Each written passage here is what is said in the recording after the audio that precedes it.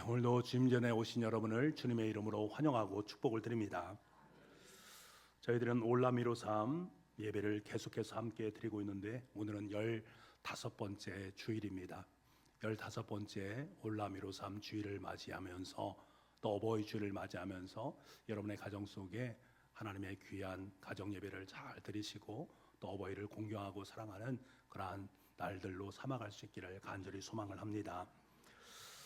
야곱은 태어날 때부터 형 에서의 발꿈치를 잡고 태어났습니다. 남의 발꿈치를 잡고 태어난 사람, 그래서 그의 이름이 야곱입니다.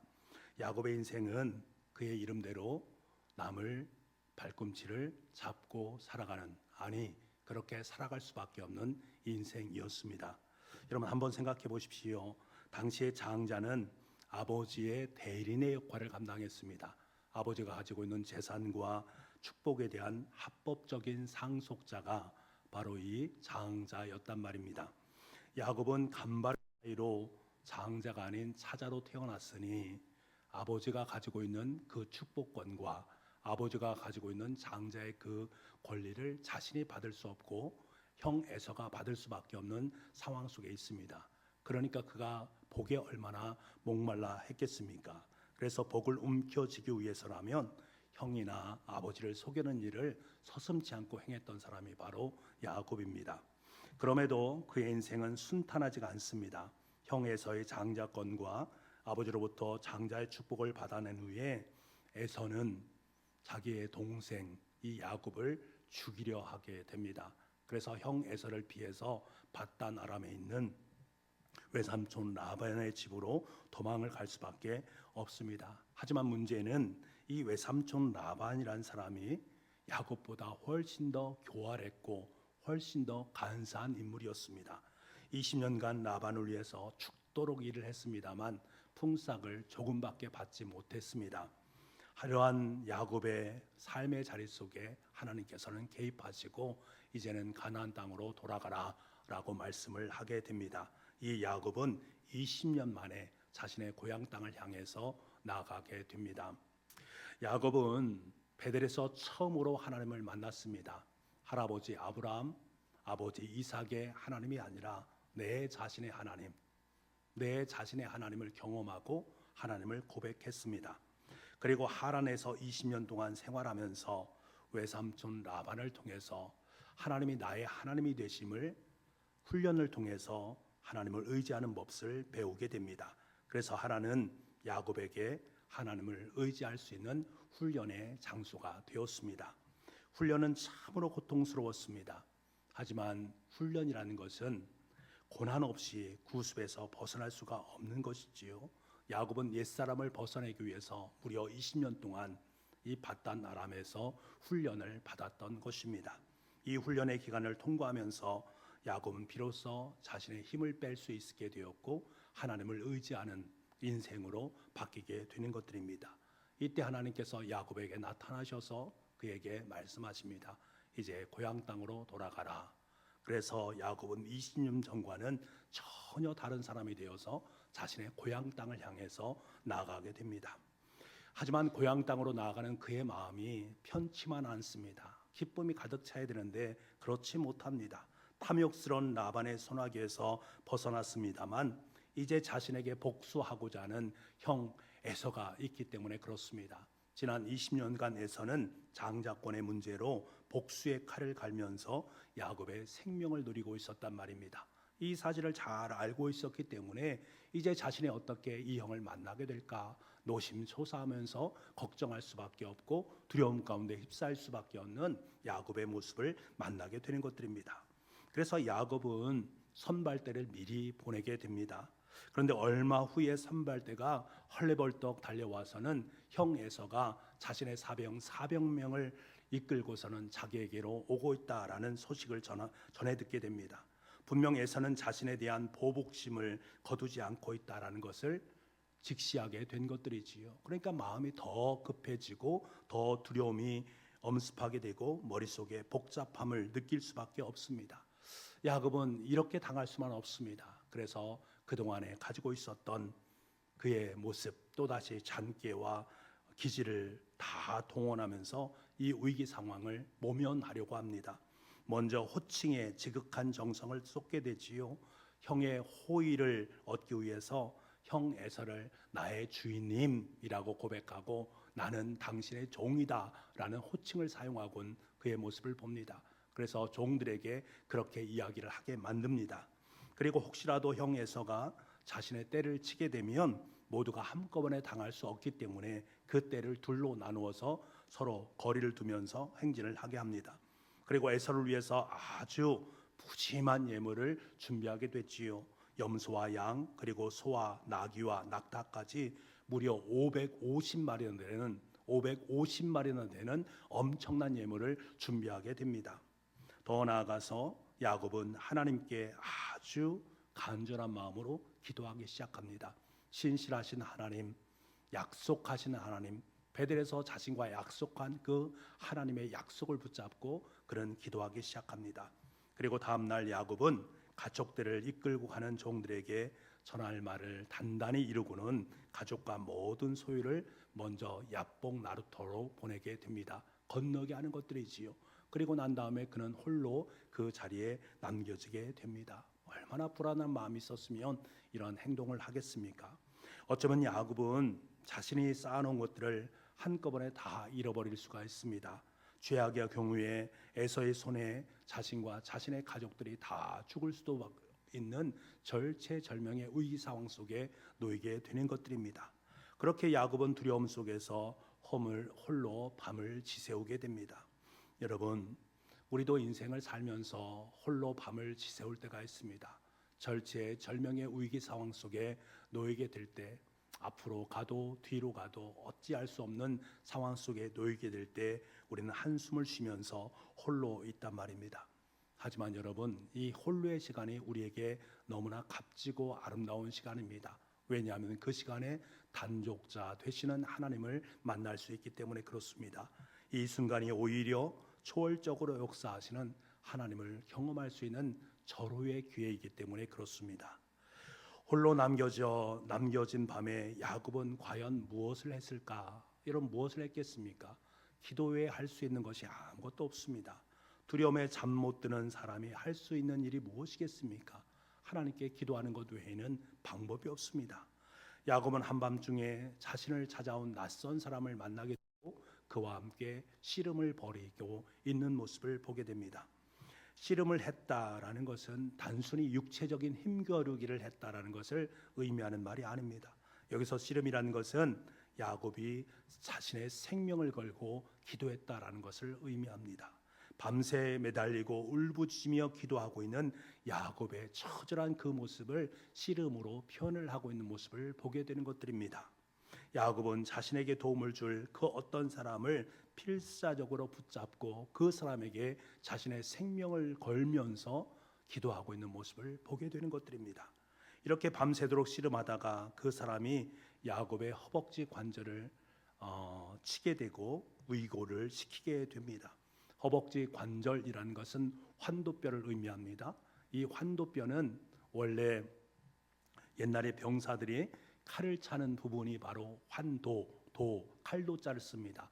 그래서 환도뼈가 칼을 차던 그곳을 의미하는 말입니다. 그래서 이 뼈는 몸의 중심 부분에 위치해 있고 힘과 생명의 근원, 그래서 구약시대에 맹세할 때에 꼭 환도뼈에 손을 넣고 맹세했다라는 말을 사용하는 것입니다. 그만큼 중요한 곳이 바로 환도뼈가 있는 곳입니다.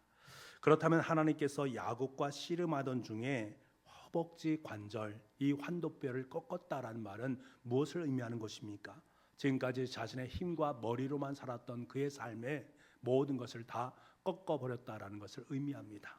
인간이 얼마나 무력하고 연약한가라는 것을 처절하게 깨닫게 만들었다라는 말입니다. 야곱의 자기 중심적인 생각과 자신의 능력을 철저히 내려놓게 하는 순간이란 말입니다. 이후로 야곱은 자신을 의지하지 않습니다. 자신을 믿지 않습니다. 하나님에게로 향하는 그의 모습을 만나게 되는 것들입니다. 야곱은 끝까지 그 사람을 놓지 않았습니다. 그가 가려 하지만 야곱은 그를 놓지 않고 끝까지 붙잡으면서 말을 합니다. 26절 말씀인데요. 26절 말씀 같이 한번 읽어보겠습니다. 시작.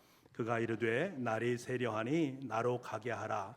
야곱이 이르되 당신이 내게 축복하지 아니하면 가게 하지 아니하겠나이다. 야곱이 깨달은 것이 있습니다. 자신의 힘으로 복을 움켜쥐는 것이 아니라 그 복이란 것은 하늘로부터 내 삶 속에 들어오는 은혜라는 사실을 깨닫게 됩니다.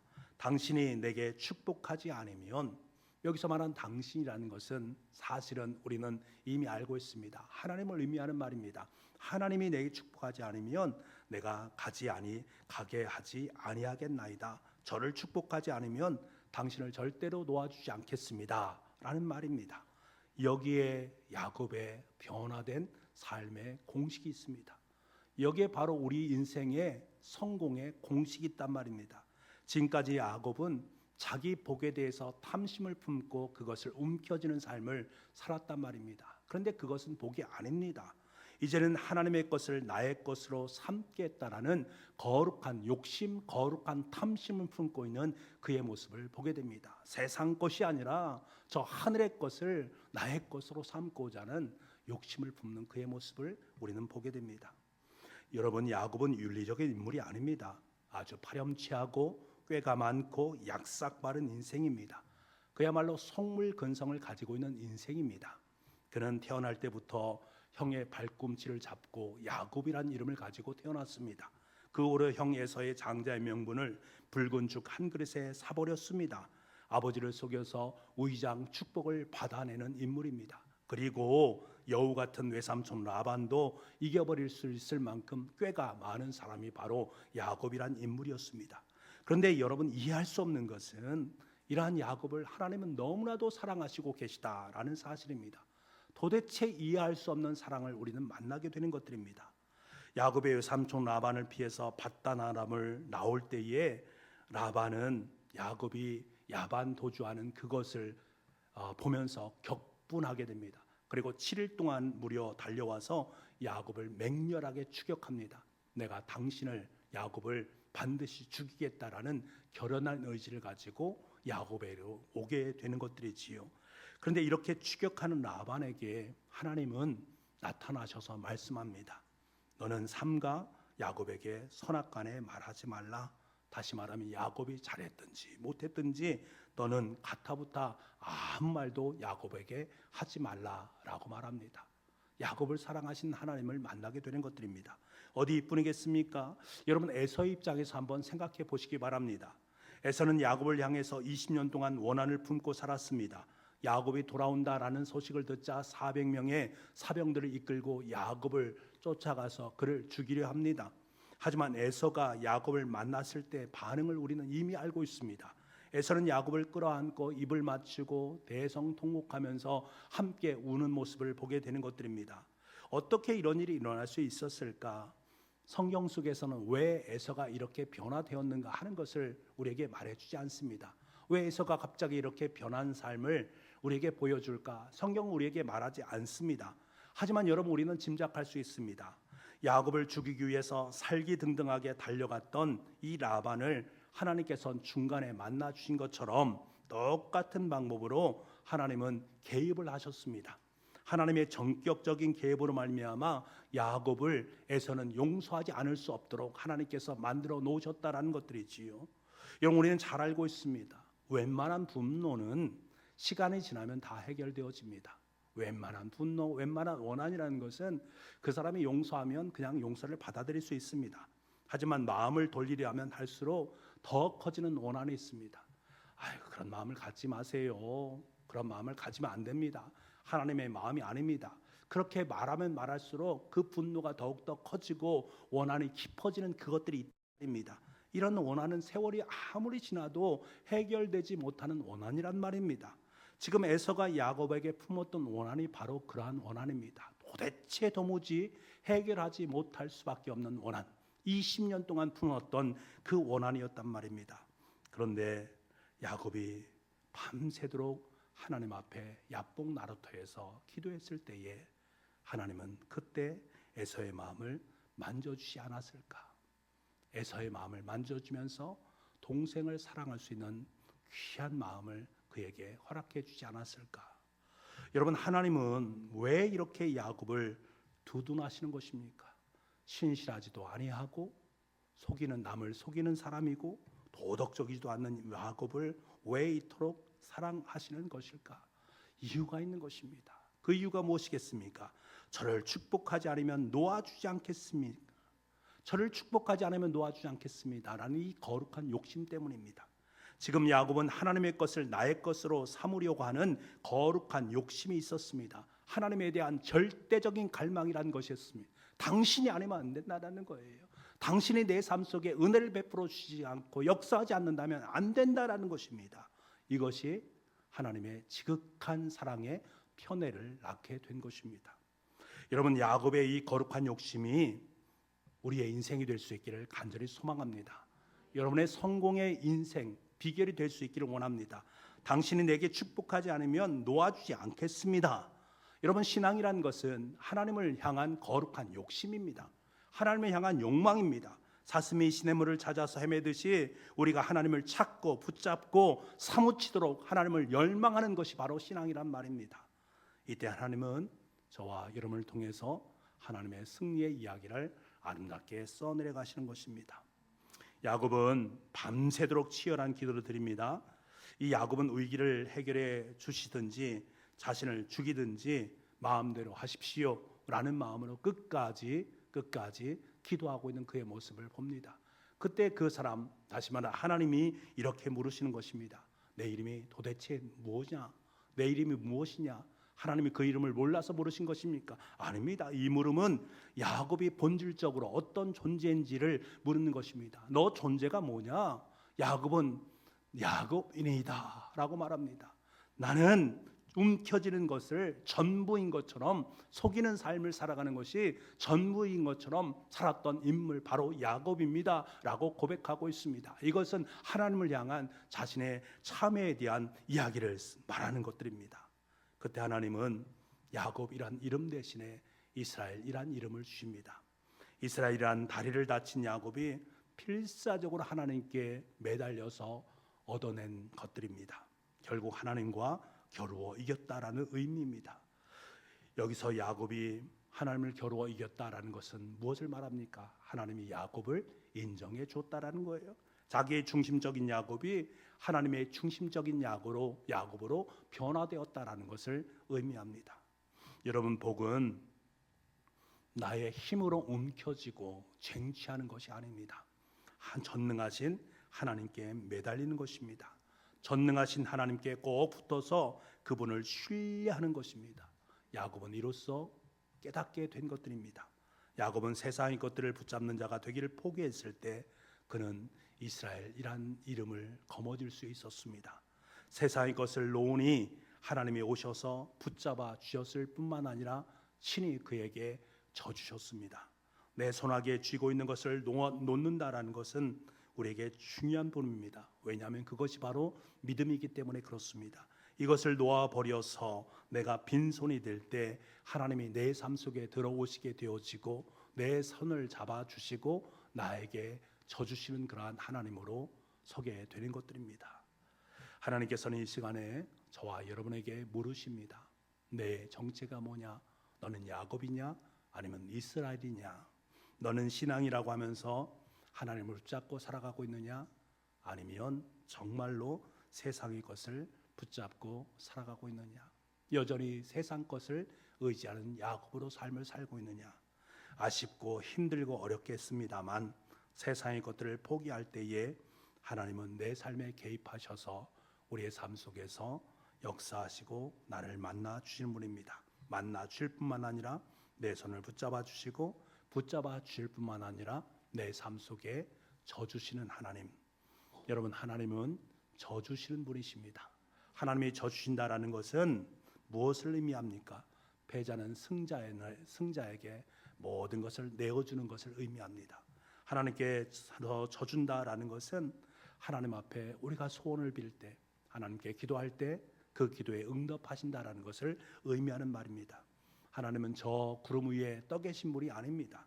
하나님은 오늘도 우리의 삶 속에 개입하셔서 나를 붙잡으라 말씀하시는 분이십니다. 나를 붙잡고 살아가게 된다면 내가 씨름에 져주겠다라고 말씀하시는 분이십니다. 너의 모든 기도에 응답하시겠다라고 약속하시는 분이란 말입니다. 여러분, 한 가지를 붙잡기 위해서는 반드시 다른 한 가지를 놓아야만 됩니다. 하나님께서는 지금 우리가 꽉 붙잡고 있는 것을 놓으라고 말씀하십니다.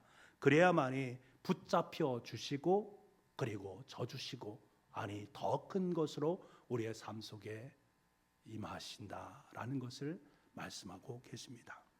여러분, 야곱의 이름을 이스라엘로 바꾸어 주신 하나님을 생각하면 생각할수록 너무나 감격스럽습니다. 야곱의 이름을 이스라엘로 바꾸어 주신 하나님, 나의 이름을 하나님의 자녀라는 이름으로 바꾸어 주신 하나님, 생각하면 생각할수록 너무나 감사하고 감격스럽습니다. 이스라엘, 하나님과 겨루어 이겼다라는 말이 성립될 수 있는 말이 아니기 때문에 그렇습니다. 인간이 어떻게 하나님과 겨루어 싸울 수 있겠습니까? 아니, 겨루어 싸운다 한들 어떻게 이길 수 있겠습니까? 여러분, 반드시 기억하십시오. 하나님은 처음부터 야곱에게 져 주시기 위해서 싸우셨습니다. 어린 자녀와 씨름하는 아버지가 일부러 져준 것처럼 하나님은 야곱의 거룩한 욕심을 보시면서 일부러 져 주셨습니다. 일부러 져 주시기 위해서 싸움을 벌이셨습니다. 이것을 우리의 삶 속에 은혜요 복일 수밖에 없다는 거예요. 우리가 주님의 십자가를 생각하면 바로 이 져 주시는 은혜를 우리는 경험할 수 있게 됩니다. 날이 밝자 야곱은 절뚝거리면서 야복나루를 건너게 됩니다. 그때 31절 말씀해 보니 해가 솟아올라서 그를 비추었다라고 말씀합니다. 야복나루에서 치열한 싸움은 신체적 장애를 안겨주었습니다만 그 덕분에 야곱은 새로운 나날의 삶으로 나아갈 수 있게 됩니다. 그래서 야곱은 그곳의 이름을 브니엘, 하나님의 얼굴, 다시 말하면 나는 하나님을 만났노라 고백할 수 있게 된 것입니다. 여러분, 이것이 야곱의 신앙 고백입니다. 내가 이곳에서 하나님을 만났다, 하나님을 배웠다. 바라기는 야곱의 브니엘의 경험이 우리의 경험이 될 수 있기를 원합니다. 우리도 하나님의 얼굴을 배웠고 내 삶이 해가 솟아올라서 우리를 비추는 새로운 출발의 날로 삼고 오늘도 주님의 길을 걸어갈 수 있는 우리의 삶이 될 수 있기를 간절히 소망합니다. 오늘은 어버이 주일입니다. 오늘 말씀을 묵상하면서 야곱이 경험한 이 하나님, 그 속에 바로 우리 어머님, 우리 부모님들의 모습이 고스란히 담겨 있다라는 사실을 다시 한번 깨닫게 됩니다. 우리의 자녀들은 때론 야곱처럼 부단히 빗나가는 삶을 살 때가 있습니다. 부모님이 소망하고 부모님이 원하는 자녀의 모습으로 살지 못할 때도 있단 말입니다. 모든 것을 자신의 중심으로 살아가면서 때론 남을 속이면서 남의 뒷발꿈치를 잡으면서 그래서 내가 올라가고자 무엇인가를 얻고자 무엇인가를 잡고자 살아가고 있는 우리의 자녀들의 모습, 야곱의 삶이 바로 우리 자녀들의 삶의 모습임을 우리는 깨닫게 됩니다. 그럴 때마다 우리는 참 속상한 마음을 품게 되지요. 참 부모로서 속상할 때가 많이 있습니다. 자녀가 그것을 알아주면 참 좋을 터인데 제가 결혼하고 자녀를 낳고 자녀들이 자라는 과정을 보면서 내가 바로 그 야곱이었구나, 내가 바로 그러한 야곱의 삶을 살았구나 하는 생각을 하지 않을 수 없습니다. 당시에 내가 얼마나 부모님의 생명을 소진시키면서 삶을 살고 있었는가, 부모님의 생명을 갉아먹으면서 삶을 살았는가 깨닫게 되는 것들입니다. 그래서 우리는 또 하나님께 기도하지요. 주님, 저는 연약합니다. 주님 손에 내 자녀를 맡겨드립니다. 당신께서 키워주십시오 라고 고백하며 살아갈 수밖에 없는 것들이지요. 유기성 목사님의 책을 읽다가 이런 간증이 있었습니다. 수원의 어느 교회 장로님 4분이 계셨는데 평소에 두 분이 그렇게 싸웠던 것 같습니다. 그러나 어느 날 광주 경찰서에서 걸핏하면 가출하는 아들을 보호하고 있다고 찾아가라 라는 그러한 전화가 왔답니다. 경찰서에서 가출한 자녀를 찾아가라 말하니 얼마나 겁이 났겠습니까? 마음이 얼마나 아팠겠습니까? 목사님에게 찾아갔지요. 상담하니까 절대로 야단치지 말고 사랑으로 품어주세요 라고 말을 하더랍니다. 그래서 경찰서 가서 아들을 만나는 순간에 목에서부터 욕하고 싶은 마음이 간절하게 있었다라는 것들이지요. 한마디쯤 욕을 하면 참 좋을 텐데, 그래서 목사님이 사랑으로 품으라 하니까 말합니다. 배고프지 뭐 먹을래? 아들이 움찔하더랍니다. 그리고 기도하기 시작합니다. 하나님, 우리 아들을 사랑해 주십시오. 하나님, 우리 아들을 사랑해 주세요 라고 기도합니다. 그 다음부터 장로님 뇌가 이제 쇼를 하기 시작합니다. 이 아들을 위해서 친히 쇼를 하는데, 시장도 함께 가고 설거지도 함께 하고 함께 기도하기 시작합니다. 그런데 이상하지요? 시간이 지나면 지날수록 이것이 쇼가 아니라 진정한 마음이 되고 있다라는 사실을 감지하게 됩니다. 3개월이 지난 후에 장로님이 이제 이 녀석이 나갈 때가 됐는데 라고 생각하니 나가지가 않는 것입니다. 이상한 마음이 들었습니다. 어느 날 새벽에 1시 정도가 되었을 때에 공부하는 아들의 방을 살그머니 들어갔습니다. 그때 아들이 찡긋 웃으면서 이렇게 말하더랍니다. 아빠, 내가 왜 그랬는지 모르겠어요. 아빠, 내가 왜 그렇게 했는지 모르겠어요. 그 얘기를 듣는 순간에 장로님은 밖에 나오셔서 화장실에서 하나님 하면서 엉엉 울었다고 합니다. 사랑하는 여러분, 하나님은 우리의 아버지가 되십니다. 우리 자녀의 아버지가 되십니다. 하나님은 저와 여러분의 부모가 되셔서 우리의 이름을 자신의 손바닥에 써 놓으시면서 내가 너를 사랑하고 있다, 내가 너를 극진히 사랑하고 있다라고 말씀하여 주십니다. 그것이 바로 십자가 아니겠습니까? 때는 우리가 야곱처럼 말썽꾸러기의 모습을 살 때에도 주님은 여전히 잠잠히 그 십자가를 짊어지면서 우리를 사랑해 주십니다. 우리는 이 사랑 때문에 장로님께서 화장실에서 하나님 하면서 울먹었던 그 울음을 감격으로 고백할 수 있게 되고, 그리고 지금 이 자리에 우리는 감격으로 어버이 주일을 맞이할 수 있는 것입니다. 여러분, 그동안 한 가정의 아버지로, 한 가정의 어머니로 살아오신 것 너무나 애쓰고 수고하셨습니다. 광야의 길을 걸어오면서 그 길이 얼마나 고달프고 힘든가라는 사실을 알고 있습니다. 자녀로 인해서 기쁠 때는 하나님께 감사하면서, 슬플 때는 하나님 앞에 통곡하면서 지금까지 걸어온 고난의 길입니다. 하나님께서 여러분의 애씀과 수고 위에 하나님의 와 하나님의 함께하심이 함께할 수 있기를 간절히 소망합니다. 그리고 우리 자녀들은 결코 잊지 말아야 됩니다. 결코 잊어서는 안 됩니다. 여러분이 있기에 여러분의 부모님은 아버지 하나님처럼 일부러 여러분에게 져주셨고, 여러분이 하나님의 길을 올바르게 걸어가게끔 인도하기 위해서 자신의 생명을 다 내어놓았습니다. 우리 자녀들은 이것을 알아야 됩니다. 여러분이 올바른 주의 길을 걸어갈 때마다 장로님 화장실에서 하나님 울면서 기도했듯이 우리 부모님들은 우리 자녀들을 위해서 그렇게 울고 계신다라는 사실입니다. 하나님은 그 눈물을 기억하시고 하늘의 병에 담아 놓으시는 것들이지요. 여러분의 부모님은 야곱을 끝까지 사랑하신 하나님의 사랑을 고스란히 닮았습니다. 그 사랑으로 우리는 오늘도 살아가고, 그 사랑으로 우리는 우리 자녀들을 양육하고, 그 사랑으로 우리는 부모의 삶을 온전히 살아가는 것입니다.